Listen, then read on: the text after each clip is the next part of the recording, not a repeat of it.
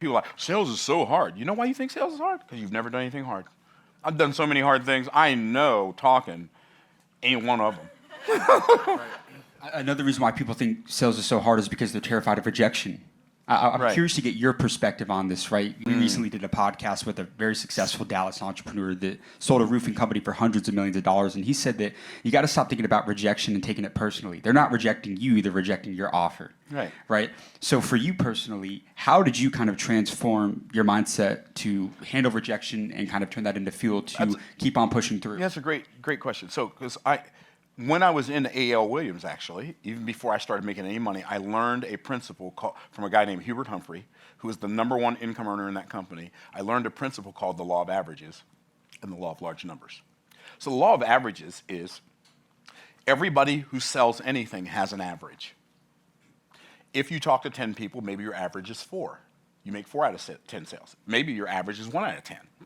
Maybe your average is 1 out of 30. Doesn't matter, but you have an average. Most people who are in sales never talk to enough people to figure out what their average is, right? All right, but you have an average. And so let's say you can make 4 sales out of 10. And I can only make 1 sale out of 10. If we have a sales competition, I can still beat you. Because you talk to 100 people and sell 40, but I talk to 500 people and sell 50. Because that's the other law that I learned when I was in A.L. Williams. It's called the law of large numbers. And if you apply the law of large numbers to the law of averages, anybody can be successful. That's why they say that volume negates luck. Boom.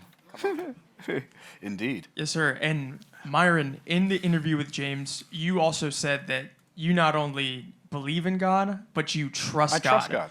And something that I've noticed in my life is when my habits are in line with my faith, things just tend to go right. Versus like when, hey, I'm getting too busy on a Sunday and I'm traveling and I'm not able to, make it to church, or, there's a day where I'm busy and I don't get into the Word, I just tend to when those habits are not in line, things don't always go the right way.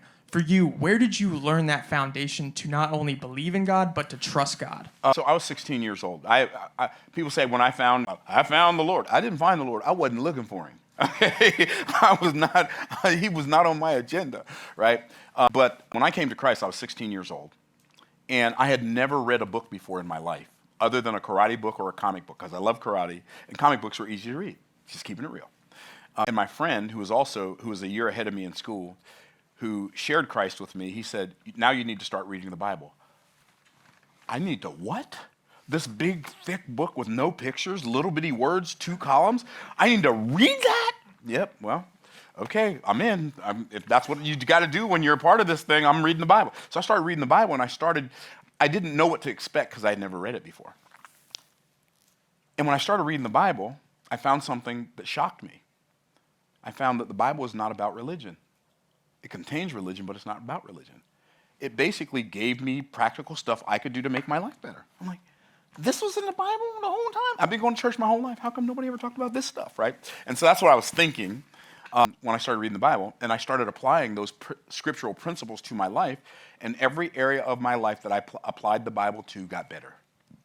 Like, not a little better, not kind of better, sort of better, but exponentially better. My relationships with my brothers got better. My relationship with my parents got better. My relationship with money got better. Everything got better. And so, when I say I trust God, I don't just trust God. Oh, yeah, you trust God because you're a religious person. I'm not even a religious person, because to me, religion is a bunch of rules that people made up for you to appease God. I don't need to appease God. God's already appeased God for me. And so, when I say I trust God, it means I believe that the Bible is the inerrant, accurate, literal Word of God, and I take it literally and I take it seriously. And I do my best to apply it to my life.